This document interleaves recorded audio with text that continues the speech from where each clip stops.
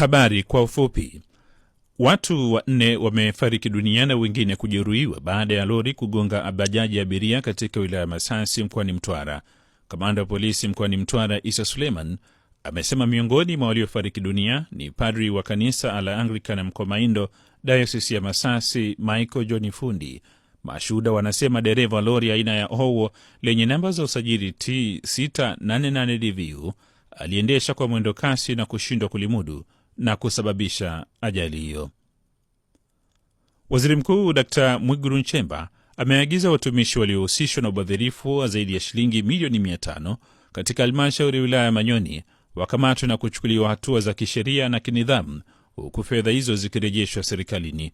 Dr. Mwigulu ametoa agizo hilo wakati akizungumza na wananchi wa Manyoni katika viwanja vya Tambukareli mkoani Singida, akiwa katika ziara ya kukagua utekelezaji wa miradi ya maendeleo, kusikiliza na kutatua changamoto za wananchi.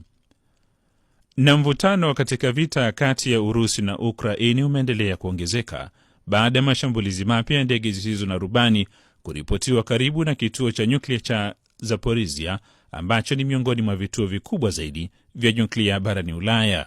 Shirika la kimataifa la nishati ya atomiki IAEA limeeleza wasiwasi mkubwa kuhusu tukio hilo, huku pande zote mbili zikiendelea kulaumiana kuhusu mashambulizi hayo.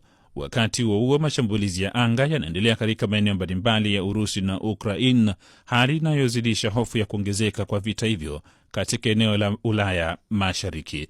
Rais wa Urusi Vladimir Putin amesema kauli zake za hivi karibuni kuhusu uwezekano wa kumalizika kwa vita zilitokana na tathmini ya mafanikio ya kijeshi yanayopatikana kwenye uwanja wa medani. Hata hivyo, bado hakuna dalili za makubaliano ya kudumu ya kusitisha vita hivyo. Mwisho wa habari kwa ufupi.